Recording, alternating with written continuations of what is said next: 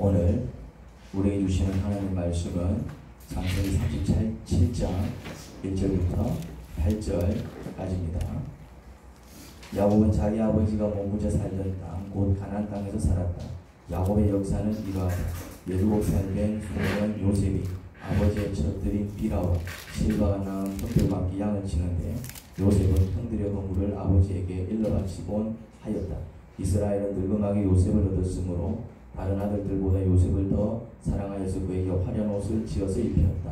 형들은 아버지가 그를 자기들보다 더 사랑하는 것을 보고서 요셉을 미워하며 그에게 말 한마디도 다정스럽게 하는 법이 없었다. 한 번은 요셉이 꿈을 꾸고서 그것을 형들에게 말한 일이 있는데 그 일이 있은 뒤로부터 형들은 그를 더욱더 미워하였다. 요셉이 형들에게 말하였다. 내가 꾼 꿈 이야기를 한번 들어보셔요. 우리가 밭에서 곡식단을 묻고 있었어요. 그런데 갑자기 내가 묶은 단이 우뚝 일어서고 형들의 단이 나의 단을 둘러서서 절을 하였어요. 형들이 그에게 말하였다. 네가 우리의 왕이라도 될 성시프냐? 정말로 네가 우리를 다스릴 참이냐? 형들은 그의 꿈과 그가 한 말 때문에 그를 더욱더 미워하였다. 아멘. 야곱에게 12아들이 있었습니다. 그런데 12 중에서 11번째 아들 요셉을 가장 사랑했습니다. 창세기 37장 3절입니다. 이스라엘은 늙음하게 요셉을 얻었으므로 다른 아들들보다 요셉을 더 사랑하여서 그에게 화려한 옷을 지어 입혔다. 요셉을 가장 사랑해서 그에게만 화려한 옷을 지어 입혔습니다. 그런데 여러분, 자식을 키울 때 절대 편애를 하면 안 됩니다. 37장 4절입니다. 형들은 아버지가 그는 요셉입니다. 11번째 아들. 자기들보다 더 사랑하는 것을 보고서 요셉을 뭐하며? 미워하며 그에게 말 한마디도 다정스럽게 하는 법이 없었다. 형들이 요셉을 왜 미워했다고요? 아빠가 너무 사랑하죠. 편애해서.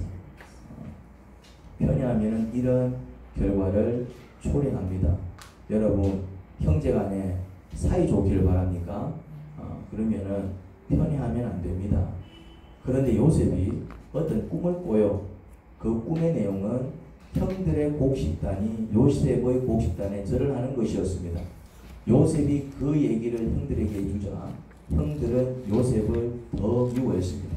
뭐야, 네가 우리 왕이라도 될 성시프냐? 이제 그런 고백을 들어볼 수 있죠. 가뜩이나 미운데 작은 아들이, 막내 아들은 11번째 아들이 아버지의 사랑을 독차지하고 오히려 아버지는 그 아들만 사랑하고 자기들을 사랑해주지 않는 것 때문에 그 11번째 동생이 어땠다고요? 미웠는데 지금 꿈이라고 하는 이야기가 뭔 꿈입니까? 형들의 곡식단이 자기 곡식단에 둘러서갖고 절을 하더래. 그러니까 이 기분 나쁜 꿈이잖아요. 그러니까 이제 이게 가뜩이나 미운데 이제 그런 소리를 하니 얼마나 얄미웠겠습니까? 미움이 머리 꼭대기까지 찬 거예요. 어느 날 요셉이 아버지 심부름으로 형들이 양을 치고 있는 곳으로 가게 되었습니다. 그들은 양을 쳤어요. 근데 이제 양을 치는 사람들은 한 곳에서만 양을 치지 않습니다. 왜 그렇죠? 이제 풀을 먹여야 되기 때문에. 그래서 풀을 따라 양을 치는 거예요. 그래서 집 근처에서 양을 치는 게 아니라 이 유목민들은 양을 항상 어디로 끌고 다닙니까? 이제 풀이 있는 곳을 끌고 다니는 거예요. 그래서 이제 집 근처에서 양을 치고 있었던 게 아니고 이제 저 멀리 풀을 찾아서 꼴을 쳐서 저 멀리 이제 많이 떨어진 곳에서 형들이 이제 그런 경우에는 이제 며칠씩 그쪽에서 이제 텐트를 치고 이제 머물면서 이제 양을 치는 거예요. 양을 토실토실하게 키워야 되기 때문에. 그래서 이제 며칠 집을 떠나 있었기 때문에 아버지가 걱정도 되고 또 이것들이 일을 잘하고 있는지 궁금도 하고 그래서 누구를 보냅니까? 이제 아마 요셉은 또 보내지 않았던 것 같아요. 집에 이렇게 있었던 것 같아요. 그러니까 야, 네가 형들 좀 보고 온나 이래 된 거예요. 그래서 이제 그 요셉은 쫄래쫄래 이제 형들이 양을 잘 치나 이제 형들 찾아서 간 거예요. 저 멀리 이제. 근데 이제 저 멀리서 이제 동생 요셉이 오는 것을 보고 형들은 나쁜 생각을 합니다. 보니까 동생이 쫄래쫄래 오고 있는 거야. 저 멀리서. 근데 이제 집이 아니고 그냥 멀리 떨어져 있는 곳이잖아요. 가뜩이나 평소에 이 동생에 대한 감정이 안 좋았던 형들이 그 동생이 걸어온 모습이 얼마나 얄밉게 보였겠습니까? 그래서 이런 생각을 했더랬어요. 그런데 그의 형들은 멀리서 그를 알아보고서, 그가 누구라고요? 요셉. 요셉을 알아보고 그를 뭐 하려고? 죽여버리려고 그가 그들에게 가까이 오기 전에 음모를 꾸몄다. 뭐 하려고? 막 지금 찌기삐져 이래 된 거예요. 형들이. 그러니까 얼마나 미웠으면 형들이 그런 생각하면 안 되잖아요. 그런데 이제 그건 정말 잘못된 생각인데, 근데 또 한편 형들의 입장에서 보면은 그 동생이 얼마나 꼴보기 싫었으면은 저 찌기삐자 이래. 혹시 여러분들은 살면서 한 번이라도 내가 저 인간 정말 죽었으면 좋겠다. 혹시 그런 생각 한 번도 해본 적 없습니까? 있어. 있습니까? 그런 건 속으로 대답하는 거야.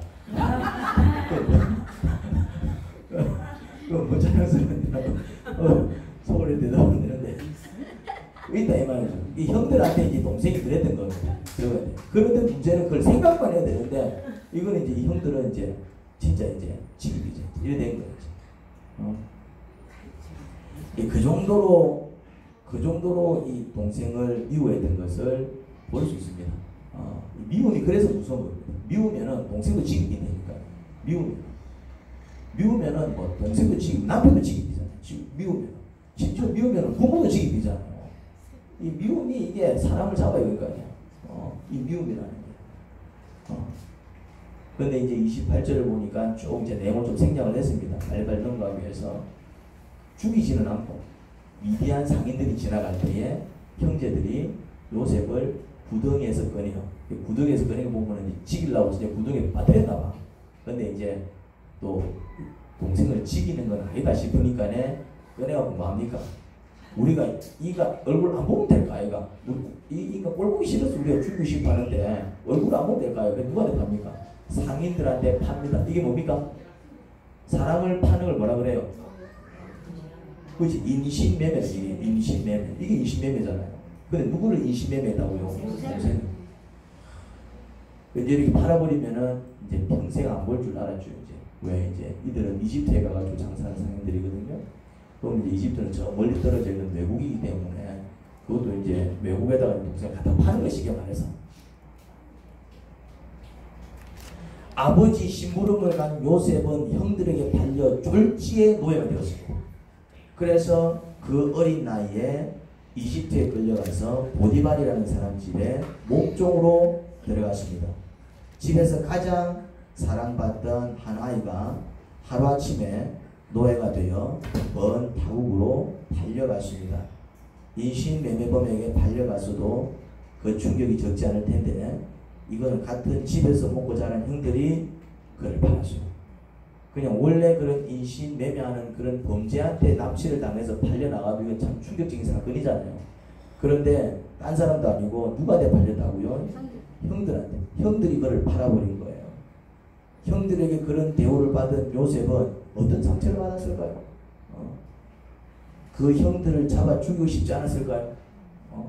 남도 아닌 형들에게 그런 일을 당했으니 요셉이 받았을 충격은 이만저만이 아니었을 겁니다. 그것도 어린 나이. 지금 요셉이 나이가 많은 나이가 아니에요. 어린 나이. 청소년 때네. 청소년. 그러니 그 미움과 분노는 얼마나 컸을까요? 그런데 요셉이 어떻게 하다 이집트에서 어마어마하게 출세합니다. 요셉이 이집트에서 이제 어마어마하게 산전수전을 다 겪죠. 이제 노예로 팔려가서 이제 옥살이까지 했으니까. 그런데 또 어떻게 하다가 그 과정을 제가 지금 생략을 했습니다. 어떻게 하다가 이집트에서 이제 어마어마하게 출세를 하는데 바로가 이제 어떤 꿈을 하나 꾸거든요. 어떤 꿈을 꾸는데 엄청나게 의미 있는 꿈인 것 같은데 이거 해석을 못하는 거예요. 사람들이 이 막 꿈 잘 꾼다는 사람, 용하다는 사람 다 불렀는데도 도저히 그 꿈을 해석을 못하는 거 잘 모르겠는데요. 그때 요셉이 그 꿈을 해석을 해주고 이집트를 위기에서 구해냅니다. 아주 큰 위기가 이제 이집트에 닥쳐왔는데 그걸 그 꿈 해석을 통해서 미리 방비하게 해서 이집트를 아주 큰 위기에서 건집니다. 그러니 그 일로 이 같은 자가 또 어디 있겠냐 이래갖고 이제 바로가 이제 그냥 그 사람을 바로 자기 나라의 2인자로 만들어버립니다. 아무도 이제 해석하지 못한 꿈을 해석을 해가지고 나라가 이제 큰 나라가 망할 뻔했는데 이제 말 그대로 이제 위기에서 이제 건졌다. 네 같은 자가 우리나라를 다스려야 된다. 그래서 이제 왕 다음 자리에 임명을 합니다. 그래서 하루아침에 출세를 했어요. 전 세계의 기근이 됐대요. 근데 그때는 이집트만 기근이 된 게 아니고 이제 전 세계 그 주변 근동 지역이 전부 기근에 들어가지고 몇 년 동안 먹을 게 없었다 이 말이죠. 그런데 요셉은 바로의 꿈을 멋지게 해몽한 바람에 이제 앞으로 일어날 일을 미리 해석을 해버린 거예요. 온 세계에 먹을 게 없어서 난리를 칠 때 요셉은 이집트의 총리가 되어 미리 곡식을 비축해 두어서 세계가 기근으로 먹을 게 없어 난리 칠 때 이집트 왕실은 요셉 때문에 미리 비축해둔 곡식으로 대래 큰 부자가 되었습니다. 무슨 말인지 알겠죠? 그때 가나안 땅에 살고 있던 야곱의 가족도 먹을 것을 구하기 위해 이집트의 곡식을 사러 갔습니다. 그때 요셉의 형들이 온 거예요. 이제 가나안 땅도 이제 같은 근동 지역이기 때문에 그 지역이 전부 이제 완전 기근에 다 든 거예요. 7년 동안 대기근에 들어간 거예요. 1, 2년도 아니고 한 2, 3년만 기근 들어도 사실은 굉장히 힘들어지거든요. 7년 동안 기근에 시달렸으니 그것도 한두 지역이 아니라 그 넓은 이집트를 위시해서 이제 그 주변 모든 인근 국가까지 다 7년 동안 기근이 들었으니 이제 완전 감나라들이 아우성을 친 것이죠. 근데 어디에만 음식이 있었다? 이집트에만. 미리 이제 꿈을 해몽을 해가지고 곡식을 잘 비축을 해둔 거예요. 비축을. 그러니까 소문이 난 거죠. 이집트에는 곡식이 있다더라. 그러니까 사람들이 이제 전부 줄을 서서 이제 곡식을 사러 간 거예요. 그러니까 이제 야곱도 야 이집트에 가봐라. 곡식이 있단다. 그래서 누굴 보내겠습니까? 아들들을 보내겠죠. 근데 그 아들들은 누굽니까? 요셉의 형들이죠. 창세기 42장 6절에서 8절입니다. 그때의 요셉은 나라의 총리가 되어서 세상의 모든 백성에게 곡식을 파는 책임을 맡고 있었다. 요셉의 형들은 거기에 이르러서 얼굴을 땅에 대고 그 요셉에게 절을 했다. 요셉이 줄 알았을까요? 몰랐을까요? 꿈에도 몰랐지. 요셉은 그들을 보자마자 곧바로 그들이 형들임을 알았다. 요셉은 알았을까요? 몰랐을까요? 알지. 딱 보니 형들인데. 세월이 흘러도 형들인데 그 얼굴이 어디 가겠습니까? 그러나 짐짓 모르는 체하고 그들에게 음악을 물었다. 당신들은 어디에서 왔소? 그들이 대답하였다. 먹거리를 사려고 가나안 땅에 왔습니다. 요셉은 형들을 알아보았으나 형들은 요셉을 알아보지 못하였다. 자, 지금 이게 무슨 상황이죠? 요셉 꿈을 제가 아까 얘기했었죠. 요셉은 지금 총리의 자리에 앉아있고 그 요셉을 판 형들이 곡식을 사기 위해 요셉에게 머리를 조아리고 있는 상황입니다. 자, 이런 상황 속에서 여러분 같으면 어떻게 하겠습니까? 그들이 정말 보고 싶은 형들이었습니까? 아니면 이거 만나면 정말 잡아 죽이고 싶은 형들이었습니까? 요셉이 이집트에서 크게 출세한 사실을 야곱이 알고 그는 모든 가족을 데리고 이집트로 내려왔습니다. 나중에는 결국 알게 돼요. 나중에는 요셉이 자기 정체를 밝힙니다. 그래서 야곱이 이제 놀래죠. 내 아들이 살아있었구나. 그래서 야곱이 가족들을 데리고 이제 이집트로 내려옵니다. 그래서 야곱 가족이 요셉과 함께 이집트에서 살게 되었습니다. 그런데 야곱이 이제 나이가 많아서 때가 되어 죽습니다. 이제 형들과 요셉만 남은 상황입니다. 아버지 때문에 요셉이 형들을 가만히 두었다 생각했기에 이제 그 아버지가 세상을 떠났으니 형들은 간이 콩알만 해줬습니다. 그러니까 이제 아버지가 계셨을 때는 아버지 때문에 이 요셉이 우리를 봐줬을 것이다 이래 생각을 했는데 이제 그 아버지가 이제 돌아가셨잖아요. 그러니까 이제 딱 어떤 생각이 드느냐면은 그들이 그렇게 생각이 들 정도로 그들 스스로가 발이 이렇게 지릴 정도로 그들이 생각해도 그들이 동생한테 한 짓은 어떤 행동이었다고요? 이제 정말 하면 안 되는 끔찍한 일이었죠. 이 창세기 50장 15절부터 17절, 28절 보면은 그들의 마음 상태가 어땠는지 알 수 있습니다. 요셉의 형제들은 아버지를 여의고 나서 요셉이 자기들을 미워하여 그들에게서 당한 온갖 억울함을 안 갚음하면 어찌하나 하는 생각이 들어서 요셉에게 전가를 보냈다. 아버지께서 돌아가시기 전에 남기신 유언이 있습니다. 아우님에게 전하라고 하시면서 너희 형들이 너에게 몹쓸 일을 저질렀지만 이제 이 아버지는 네가 형들의 허물과 죄를 용서해 주기를 바란다 하셨습니다. 아버지의 유언을 전하는 겁니다. 이런 말 왜 합니까 지금? 아버지 유언까지 들먹이면서 좀 살리달라 이 얘기잖아요 지금. 그러니 아우님은 우리 아버지께서 섬기신 그 하나님의 종들이 우리가 지은 죄를 용서하여 주시기 바랍니다. 살려달라는 이야기지요. 곧이어서 요셉의 형들이 직접 와서 요셉 앞에 엎드려 말하였다. 우리는 아우님의 종입니다. 그러니까 얼마나 지금 우리가 죽을 수도 있다. 죽을지도 모른다. 간이 콩알 만해졌는지 알 수 있다 이 말이죠. 죄 짓지 마시기 바랍니다. 죄 지으면 이렇게 다리 펴고 보자입니다. 그런데 요셉의 반응이 오해입니다. 요셉의 반응이. 이런 모습을 보고 요셉이 반응을 하는데, 대답을 하는데 그 반응이 굉장히 의아스럽습니다. 이런 반응을 보입니다. 요셉이 그들에게 말합니다. 두려워하지 마십시오. 내가 하나님을 대신하기라도 하겠습니까? 벌 주는 일은 누가 하는 거라고? 하나님. 그러니까 내가 하나님을 대신하겠습니까? 이건 무슨 말입니까? 벌 주는 일은 뭐 형들이 잘못해도 그 벌은 하나님이 주실 텐데 내가 뭐라고 형들한테 벌을 주겠습니까? 이제 이런 얘기인 거예요. 형님들은 나를 해치려고 하지만 하나님은 오히려 그것을 선하게 바꾸셔서 오늘과 같이 수많은 사람의 생명을 구하셨습니다. 그러니 형님들은 두려워하지 마십시오. 내가 형님들을 모시고 형님들의 자식들을 돌보겠습니다. 이렇게 요셉은 그들을 간곡한 말로 위로했다. 뭐라고 하죠? 형들이 그에게 정말 끔찍한 일을 했지만 그는 형들이 한 짓을 완전히 용서한 것을 볼 수 있습니다. 이게 용서한 거예요 지금. 뭐 행님 뭐 그런 말씀 하십니까? 지금 이렇게 반응하는 이유는 형들이 자기한테 한 짓에 대해서 지금 요셉은 뭐 한 상태다?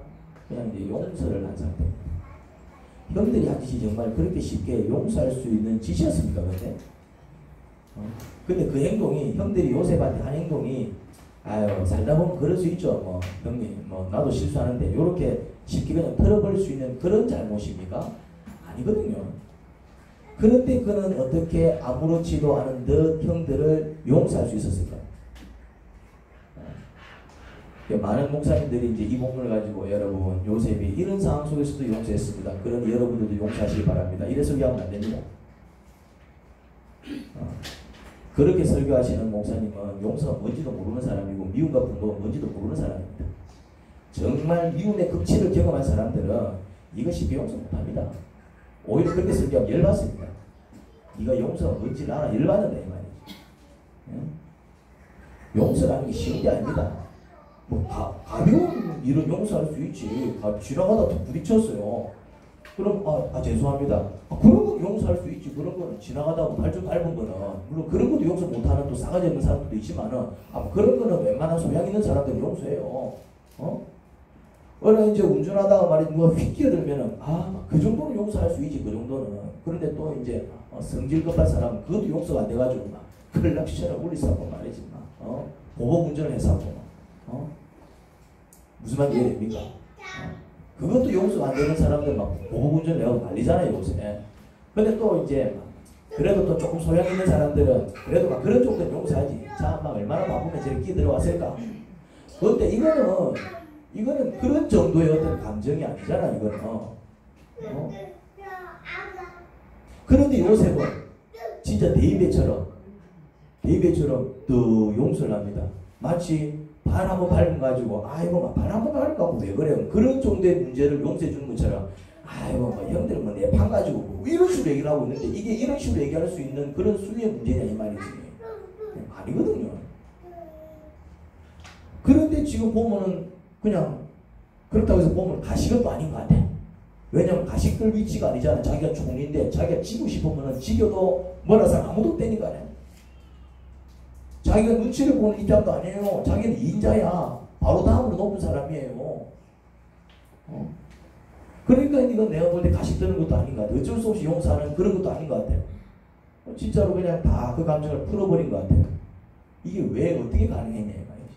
이거를 이제 우리가 배워요. 이게 어떻게 가능했냐 이 말. 창세기 40장 8절에 보면은 그 비밀을 풀 수가 있습니다. 이런 말씀이 나와요. 그들이 그에게 대답합니다. 이거는 요셉이 옥살이 할 때 들었던 옥살이 할 때 이야기거든요. 감옥살이 할 때 그들이 그에게 대답하였다. 이제 그들은 다른 제수들이고 그는 요셉입니다. 우리가 꿈을 꿨는데 야, 이거 해몽할 사람이 없어서 그러네. 요셉이 그들에게 말하였다. 해몽은 하나님이 하시는 것이 아닙니까? 나에게 말씀하여 보시기 바랍니다. 요 조금 말이 이상합니다. 해몽은 누가 하는 거라고? 하나님이 하시는데 왜 지한테 얘기를 해? 해몽은 하나님께서 하시는 거라면서요. 그럼 하나님한테 물어봐야지. 해몽은 하나님께서 하십니다. 그러면 나한테 얘기하십시오. 아니 해몽을 하나님께서 하시는데 왜 지한테 얘기해? 지한테 얘기하면은 지가 하나님한테 물어가지고 해몽해 주겠다 이 말이에요. 그러니까 요셉은 뭐가 가능하다는 얘기입니까 지금? 하나님한테 물어보면은 그 자리에서 그냥 바로 하나님으로부터 응답을 받는 게 가능하다는 얘기입니다. 그 얘기잖아 지금. 지가 해몽해 주겠다 이래 얘기 안 합니다. 아 내가 꿈을 해몽하는 능력이 있거든요. 내가 해몽해도 이래 얘기 안 합니다. 꿈은 누가 해몽한다고? 하나님이 기가 막히게 꿈을 해몽하실 겁니다. 만약에 의미 있는 꿈이라면 하나님께서 아마 해몽해 주실 겁니다. 의미 없는 꿈이면은 뭐 개꿈이고요. 만약에 의미가 있다면 하나님께서 멋지게 풀어주실 겁니다. 근데 누구한테 얘기하라고요? 쥐한테 얘기를 하잖아. 그 말은 지금 요셉은 어떤 은사를 가지고 있다는 얘기입니까? 꿈을 해몽하는 능력을 갖고 있는 게 아니고 하나님한테 물어보면은 하나님께서 그 자리에서 대답해 주시는 은사가 있다 이 말이에요. 하나님 이분이 이런 꿈을 꿨다거든요. 이게 뭔 의미입니까? 뭐라 하나님께서 그 꿈의 의미는 이거랍니다. 그럼 이건 꿈을 해몽하는 은사가 아니에요. 무슨 은사입니까? 이거는 하나님 앞에 내가 아뢰었을 때 하나님으로부터 그 자리에서 응답을 듣는 은사인 것이죠.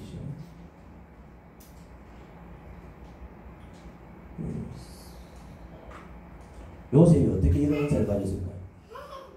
이게 우리도 기도를 해보지만은 기도한다고 그 자리에서 응답을 받아요. 뭐 어떤 사람은 뭐 10일 금식 기도했더니 응답이 오기도 하고, 어떤 사람은 한 달 기도했더니 응답 오기도 하고, 어떤 사람은 한번 기도해도 응답 못 받고. 그나마 응답 받는 사람들은 좀 기도하시는 분들이야. 그렇지만 그런 분들도 보면은 때로는 막 며칠씩 기도 올라가고 막 기도해서 막 응답 받고 내려오고 막 이러지. 그냥 마치 대화하듯이 하나님 어쩌고저쩌고 그래 이런 정도의 은사. 요셉이 어떻게 이런 은사를 가졌을까요? 제 경험에 의하면 이런 은사는 스스로 해결할 수 없는 문제 앞에서 도저히 견딜 수 없어서 다 죽어갈 때 하나님 앞에 엎어져서 죽이든 살리든 자신의 인생을 하나님께 맡기고 하나님께 간절히 매달렸을 때 받을 수 있는 은사입니다. 이거는 굉장히 기도 중에서도 굉장히 조금이 아니고 굉장히 이제 기도의 깊은 경지거든요. 누가 이런 은사를 가지고 있었냐면 다윗이 이런 은사를 가지고 있었어요. 하나님, 제가 전쟁을 하기를 원하십니까? 내가 원하니 가서 쳐라. 하나님, 제가 이 전쟁을 치르기를 원하십니까? 내가 원한다. 그런데 바로 직진하지 말고 돌아가서 쳐라. 하나님, 제가 저 사람과 싸우기를 원하십니까? 아니다. 저 사람은 내가 네 손에 붙이지 아니하였으니까 그냥 지혜롭게 피해가라. 다윗이 이런 은사를 가지고 있었다니까요. 모세가 이런 은사를 가지고 있었습니다. 하나님, 앞에는 홍해가 가로막혀 있고 뒤에는 에집트 군인 쫓아오습니다. 우리 다 죽게 생겼습니다. 어찌하면 되겠습니까? 네가 지금 뭘 두고 있느냐? 지팡이를 두고 있습니다. 그거를 들어라. 그럼 어떻게 되는데? 바다가 갈라질 것이다. 근데 이런 은사를 받은 사람들이 공통점이 있습니다. 이런 은사를 받은 사람들의 공통점은 뭐냐면은 스스로 해결할 수 없는 문제 앞에서 도저히 견딜 수 없어서 다 죽어갈 때 하나님 앞에 엎어져서 죽이든 살리든 자신의 인생을 하나님께 맡기고 하나님께 간절히 매달린 사람들입니다. 쉽게 말해서 기도를 목숨 걸고 한 사람들입니다. 그리고 이 기도를 목숨 걸고 할 수밖에 없는 상황 속에 있는 사람입니다.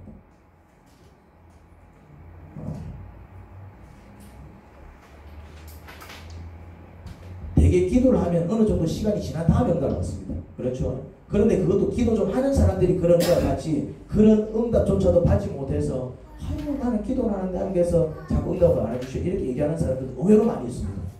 그런데 응답 받는 속도가 대화에 가까운 사람, 그냥 물었을 때 바로 응답이 오는 경우, 이거는 기도라고 하기보다는 거의 뭐에 가깝습니까? 대화에 가깝습니다. 대화에. 하나님께 기도하는 게 아니라 그냥 하나님과 대화하는 기도, 이런 기도는 기도의 깊은 경지입니다. 그러면은 요셉이 그런 깊은 기도의 경지에 이른 것을 볼 수 있습니다. 요셉이 그런 경지에 이르렀다는 거죠. 해몽은 누가 하신다고요? 하나님이 하십니다. 근데 지한테 얘기하라 그러잖아요. 왜? 그 사람들은 직접 하나님한테 기도하면 안 됩니까? 됩니다. 그런데 언제 응답 받을지 알 수가 없어. 그들은 그런 훈련이 안 되기 때문에. 그런데 요셉은 무슨 말입니까? 내가 듣고 하나님한테 아뢰면은 하나님께서 바로 알려주셔요. 이거는 무엇을 의미할까요? 이미 요셉이 하나님과 대화가 가능한 기도의 경지에 이르렀다는 얘기입니다. 그러면 요셉이 그런 깊은 기도의 경지에 이르렀다는 것은 요셉 또한 모세와 다윗처럼 어떤 심각한 문제를 가지고 하나님께 죽기 살기로 매달렸음을 알 수 있습니다. 요셉이 그런 기도의 경지에 이르렀다는 얘기는 요셉이 어떤 경험을 이미 했다고요? 정말 어떤 자기 심각한 문제, 스스로 해결할 수 없는 어떤 심각한 문제 때문에 하나님께 죽기 살기로 매달려서 정말 그 하나님의 그런 법적인 은혜로 회복된 것을 경험했다는 것을 알 수 있습니다. 그러면은 우리가 한번 유추를 한번 해봅시다. 왜냐하면 그런 내용은 성경에 나오지 않기 때문에. 요셉은 어떤 제목을 가지고 죽기 살기로 하나님 앞에 기도했을까요? 자기가 정말 죽기 살기로 기도할 수밖에 없었던 그 어린 나이에 그 어린 청소년한테 있었던 심각한 문제가 무엇이었을까요? 공부? 입시? 아니면 컴퓨터를 가고 싶은데 엄마가 안 사주는 거? 어떤 문제 때문에 그러면 그 어린 청소년 그 요셉은 정말 죽기 살기로 하나님 앞에 기도를 했을까요? 뭐였을 것 같습니까? 뭐라고요? 형제에 대한 미움과 살아나기. 그렇죠. 형들한테 팔려서 노예가 된 사실 그 자체가 그거보다 더 큰 한이 있을까요? 사람이 분노가 극에 달하면 미치는 수가 있습니다.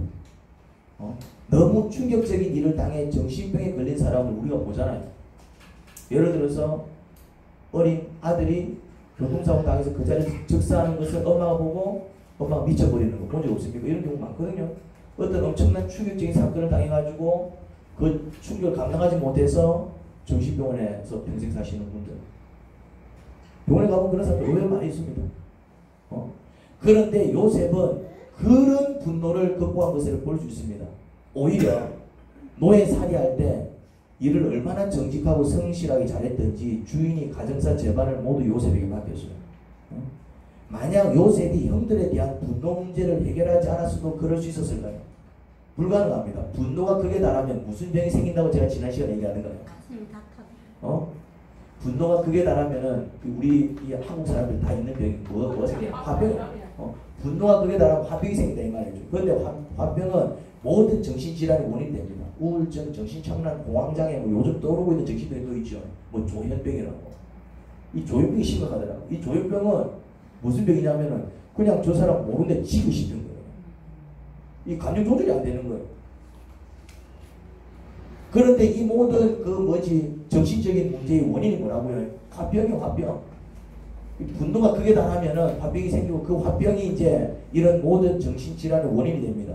쉽게 말해서 이 화병이 있으면은 정상적인 생활이 어려워요. 조현병 환자들이 정상적인 생활이 가능합니까? 우울증 환자들이 정상적인 생활이 가능합니까? 정신착란 공황장애 있는 사람들이 정상적인 생활이 가능합니까? 겉은 멀쩡한데 정상적인 삶을 못 살잖아요. 제가 지금 두산 동구 6년 됐나? 7년 됐나? 이사 온 지 1년도 안 됐을 때 쓰레기 버리러 나갔는데 119가 와이고 경찰차가 와이고 동네 사람들 수리 아저씨가 왔다 난리를 친 거야. 옆동 바로 옆동이 우리 여의성 바로 옆동이 13층에서 들어가지만 뛰내리대. 두 아이가 미친듯이 날뛰고 미친듯이 두 아이가 보고 있는 앞에서 막 뛰내린다. 하나는 대학생이고 하나는 고등학생인데 여자애는 미치듯이 날뛰더라. 난 미친 줄 알았어요. 미치지. 지가 돈 앞에서 엄마 티 내려서 그 자리 죽었으니까. 그건 왜 티 내렸는데요? 몰라. 우울증 환자였나 봐요. 몰라. 이유도 없어요.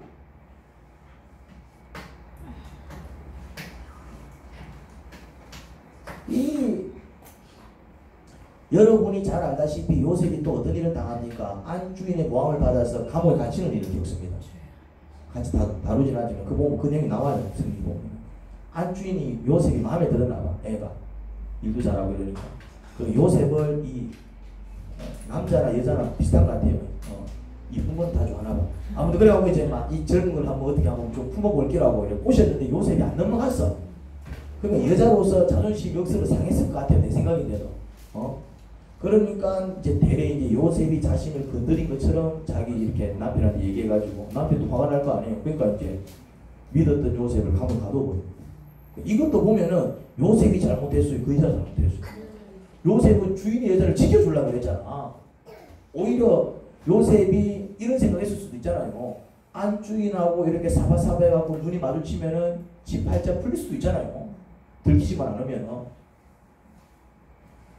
그런데 그건 아니다 싶으니까 그냥 주인의 아내를 지켜주기 위해서 자기는 그냥 얼른 그 자리를 피했을 따름인데 열받은 그 안주인은 대래 이제 그렇게 모함을 해가지고 이런 지경에 이러면 둘 중에 하나예요. 그 분노를 남에게 표출하면 살인마가 되는 거겠지. 이제 그 분노를 이제 남한테 막 표출하면 살인마가 되는 거고 그 분노를 자신한테 표출하면 막 자기 자신을 그 분노를 자기 자신을 억압하면은 둘 중에 하나에 폐인이 되든가 자살합니다. 그런데 요셉은 그 분노를 다스리며 산 것을 볼 수 있습니다. 저도 오랜 세월 분노 속에서 산 사람이기에 좀 압니다. 분노를 스스로 해결한다? 그거 불가능하거든요. 그것도 극에 달한 분노. 약한 분노를 해결할 수도 있어. 그런데 극에 달한 분노, 아무 일 없었다는 듯이 산다? 여러분, 가슴에 맺힌 한은 쉽게 사라지지 않습니다. 아닙니까? 그래서 맺힌 한을 풀지 못해 평생 피눈물 흘리며 살아가는 사람 많잖아요. 그런데 요셉은 가슴에 맺힌 한을 풀었습니다. 어떻게 해요? 그 한을 하나님 앞에 가지고 나왔습니다. 하나님 앞에서 울고 또 울고 또 울고 또 울었습니다. 언제까지? 언제까지? 하나님께서 자기 안에 맺힌 한을 모두 풀어주실 때까지. 요셉이 그렇게 기도했다는 증거가 뭐죠? 목사님 무슨 근거로 그래 얘기합니까? 성경에 안 나오는데. 요셉이 하나님 앞에 또 울고 또 울고 또 울고 또 울고 그렇게 자기 한이 풀릴 때까지 울면서 기도 한 내용이 안 나오는데 무슨 근거로 그렇게 얘기합니까? 제가 얘기하잖아요. 요셉이 가지고 있는 은사가 그 증거라고. 기도를 그런 지경에 기도를 할 수 있는 사람은 아까도 얘기했잖아요. 그런 문제로 정말 하나님 앞에 엎어져서 나를 치기든 살리든 하나님께서 알아서 하옵소서. 그러면서 완전히 주께 맡겨서 자기의 모든 문제를 주께 아뢰고 그렇게 하나님께 매달려서 정말 회복을 경험한 사람만이 그 기도 경지에 들어간다니까요. 그럼 나는 그걸 어떻게 할까요? 다른 목사들은 모르는 걸 나는 그럼 그걸 어떻게 알았을까요? 제가 기도를 그렇게 하거든요. 제가 그런 은사를 가지고 있다. 이렇게 하나님한테 물으면은 저는 하나님하고 대화를 합니다. 신기하죠. 그래서 제가 대화를 해주는 겁니다. 하나님 이런 분이 이렇다는데요. 하면 이제 그 자리에서 말씀이 나간다 이거죠. 하나님 이렇다는데요. 그런데 이런 기도는 아무나 하는 게 아닙니다.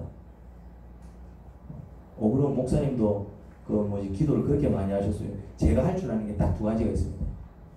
근데 그거 외에 할 줄 아는 게 없어요.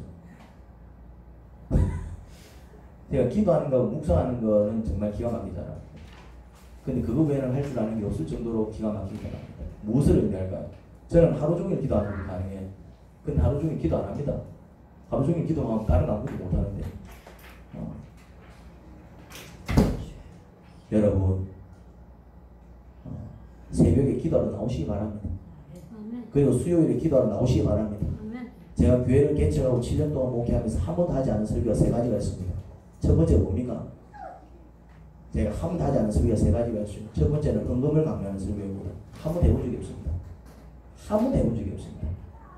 헌금 원리 설교는 몇 번 했지만 그때도 원리에 따라서 헌금할 사람은 헌금하고 말 사람 말라고 했지 헌금을 강요하는 설교 한 번도 한 적이 없습니다. 두 번째는 봉사 강요를 설교해 본 적이 없습니다.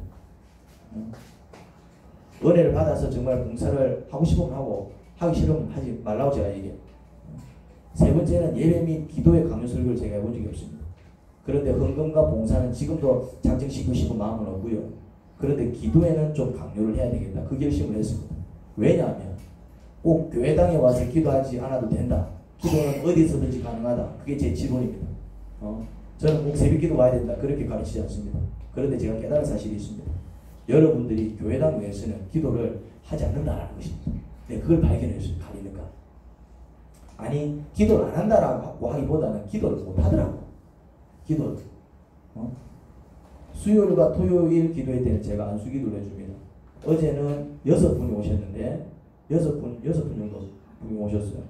제가 6분 안수기도를 해줬는데 1시간 남짓 걸렸어요. 계산을 해보니까 1인당 10분 이상씩은 제가 기도해 준 것 같은데 뭐 전부 울고불고 난리가 났어요. 저는요 온몸이 땀에 이제 흠뻑 젖었더라고요. 제가 이제 작정을 한 게 있습니다. 여러분들을 기도를 시키기 위해서. 이게 이제 왜 이제 기도를 시켜야 되겠다 작정을 했냐면 이게 기도를 안 하면 방법이 없습니다. 방법이 없더라. 방법이 없어. 병 안 났습니다. 문제 해결 안 됩니다. 구원 아무도 구원 못합니다. 변화 아무런 변화도 일어나지 않습니다. 여러분 입술에서 기도가 터져 나오지 않으면은 여러분 가슴에 맺혀있는 한 치료 못 받습니다. 이런 설교 들었다고 해갖고 이제 돌아가서 한이 해결될까? 해결 안 됩니다. 그냥 듣는 이 순간 조금 기분이 좋을지 몰라도 가족 구원해야 될 거 아니에요. 근데 뭐 가족 구원해야지 백날 구원해야지 하고 싶어 구원 못합니다. 구원이 그래 쉽나? 아무도 구원 못합니다. 근데 뭐 살고 싶으면 기도해야 돼요. 살고 싶으면 기도해야 돼요. 요셉이 살아난 이유는 기도이기 때문입니다. 그런 은사를 가졌다는 게 중요한 게 아니고 그렇게 살아난 것이 중요하고 그렇게 살아날 수 있었던 이유가 뭐라고요? 기도이기 때문입니다. 그리고 그 은사는 선물이요 선물. 기도한 결과 선물이요. 그는 어떤 기도를 했다고요? 목숨 건 기도를 한 것입니다. 목숨 건 기도를 만약에 그 기도를 통해서 그가 회복되지 못했으면은 요셉은 둘 중에 하나입니다. 살인마로 살았든가 아니면은 자살로 죽었든가. 주님께서 고쳐주시면 살고 안 고쳐주시면 나는 그냥 죽는 수밖에 없어요. 뭐 그런 마음으로다. 요셉은 그렇게 기도했다 이 말이죠. 기도는 그렇게 하는 겁니다. 기도는 고상하게 하는 게 아니에요. 어떤 기도가 능력을 나타내는 줄 아십니까? 또 이게 능력을 나타내는 기도가 있어. 기도한다고 해서 다 능력을 받는 게 아니고 어떤 기도할 때 능력이 나타나느냐 하면은 남들한테 미쳤다 그런 소리를 듣는 기도입니다.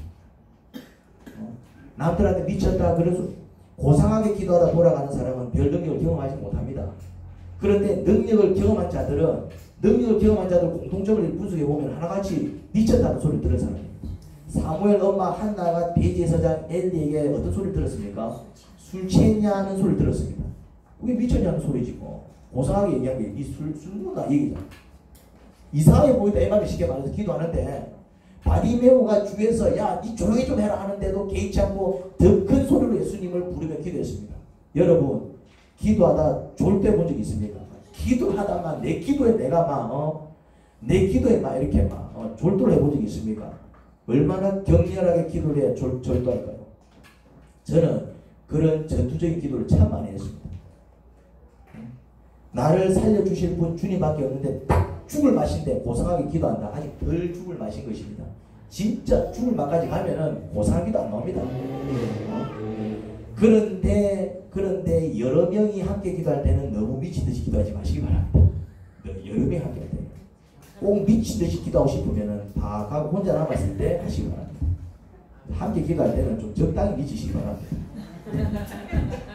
다 같이 할 때는 그냥 다 같이 내는 소리에 묻힐 수 있는 정도 그 정도로 도저히 성이 안 차면 남들이 다 갔을 때 이제 기다렸다는 듯이 터뜨리십시오. 그리고 자기 상한 마음을 알 때 이제 뭔가 내가 괴로워서 내 상한 마음을 알 때는 기도를 절대 또박또박 하시면 안 됩니다. 무슨 말인지 됩니까? 그리고 특히 사람 이름은 거론하면 안 됩니다. 예를 들어서 이제 우리 동생이가 예를 듭니다.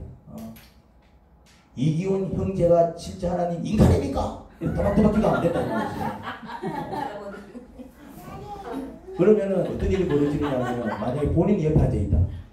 그럼 와지라 아니면은 이 사람하고 친한 사람이 옆에 앉아 있으면 시험 된다 이 말이죠. 근데 나는 이제 뭔가 이렇게 매치기 있으면 풀어야 될 거 아니에요. 그런 경우 상한 마음을 할 때는 절대로 기도를 또박또박 하시면 안 됩니다. 그럼 어떻게 하면 되죠? 하나님 이기용 형제를 지키든 나를 지키든 나를 지켜주시옵소서. 이제 또박또박 기도하시면 안 된다 이 말이에요. 그런 마음이 들어요. 어떻게 하면 된다고요? 이렇게 그렇지 저랑 됩니다.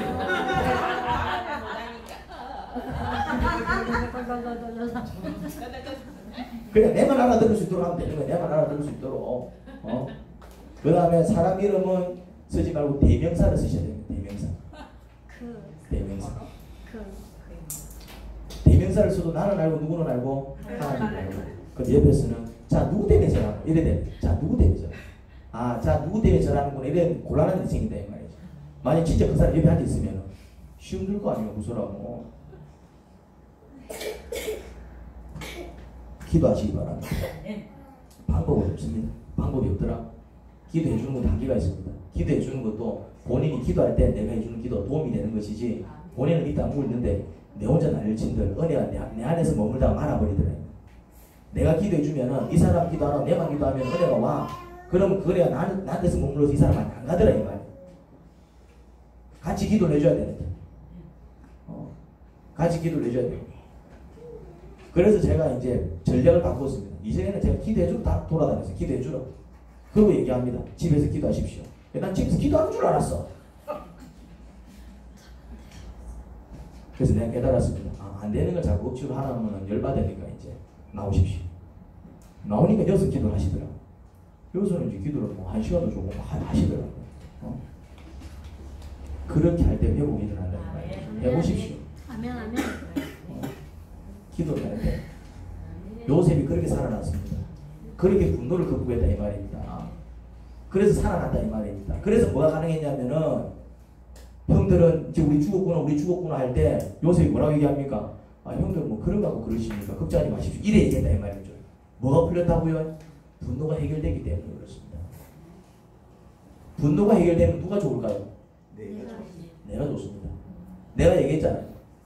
모든 사람들이 자기가 잘못해서 뭔가 벌을 받는 거는 자기 잘못 때문인데 뭐 그렇게 잘못한 것도 없는데 막 괴로움과 불행 속에 살아가는 사람들은 제가 공통점이 있다고 그랬죠. 그 공통점이 뭐라고요? 정말 절대로 용서할 수 없는 미운 누군가가 있다 그래야 돼요. 용서하지 못하면 자기가 불행 속에 살아가는 겁니다. 그 뭐지? 우리 지난 시간에 우리 하나님 음성 듣는 묵상학교 때 제가 얘기했잖아요. 제가 우리 아버지한테 뭘 못했다고요? 축복합니다. 내가 했습니다. 기적이 일어났어요. 이야. 근데 내가 그 말 한마디 하기 위해서 일주일 동안 기도했습니다. 그 말을 하기 위해서. 왜? 나는 그 말을 해본 적이 있기 때문에. 안 되는 걸 하게 하시는 하나님 때문에. 근데 하니까 놀라운 일이 벌어지더라고요. 어제 병실 안에서 박수치고 난리 났었어요. 내가 우리 아버지한테 사랑합니다. 축복합니다. 아버지 대고 있어. 사랑합니다. 축복합니다. 그러니까 앉아있던 환자들이 뭐 저런 부자가 다 있냐면서 야 박수를 치고 주님께서 하신다. 주님께서. 그럼 내 안에 어떤 일이 벌어진다고요? 그때 그 전까지만 맛보지 못했던 평안을 맛보십니다. 여러분 기도에서 사투를 버리셔야 합니다. 기도는 고상하게 하는 게 아닙니다. 어떤 문제가 있어서 그 문제 해결받기를 원해 하는 기도는 더더욱 그렇습니다. 그러니 정말 죽기 살기로 기도하시기 바랍니다. 정말 해결하기를 원하는 문제가 있다면 건강의 문제입니까? 정말 요셉처럼 누군가 미워서 정말 그 분노가 해결되지 아니해서 내가 딱히 잘못한 것도 없는데 막 그 분노 때문에 늘 벌벌 떨면서 아니면 그 우울증 때문에 그런 정신적인 문제 때문에 나 이래 살기 싫은데도 이래 살아갈 수밖에 없는 그런 처지에 놓였습니까? 내 스스로 해결할 수 없는 문제 때문에 늘 고민해야 됩니까? 그런 문제 죽기 살기로 한번 기도해 보십시오. 어떤 일이 벌어지나? 하나님 아버지 은혜를 감사합니다. 주님의 능력을 소원합니다. 주님의 사랑을 소원합니다. 아버지는 우리를 살려주기를 원하십니다. 아버지는 우리를 회복시켜 주기를 원하십니다. 그런데 우리는 이렇게 얘기합니다. 살려주기를 원하면 살려주면 되지 왜 안 살려줘? 그럼 뭐 우리를 이렇게 해결해 주면 되지 왜 해결 안 해줘? 하나님은 한 가지를 기다리고 계십니다. 우리가 정말 하나님 앞에 정말 믿고 간절히 구하는 그 기도를 기다리고 계십니다. 하나님은 구하는 자에게 은혜를 주십니다. 구하지 않는 자에게 은혜를 주면은 지 알아서 해결된 줄 알고 오히려 교만을 듭니다. 더 망합니다. 그래서 하나님은 기다리십니다. 겸손히 하나님 앞에 무릎을 꿇을 때까지 기다리십니다. 그래서 하나님 살려주시옵소서 하고 그냥 머리를 쳐하고 울며 기도할 때 하나님께서는 그 자리에서 세워주시고 살려주시고 치유해 주십니다. 요셉이 그렇게 살아났습니다. 모세가 그렇게 살아났습니다. 다윗이 그렇게 살아났습니다. 그렇게 살아난 사람들은 그다음부터 아주 큰 은사를 받아서 주님의 놀라운 일을 감당해내더라 이 말입니다. 하나님 그런 은혜와 축복이 우리 속에 충만하기를 소원합니다. 주님 함께하여 주시옵소서. 예수님 이름으로 기도합니다.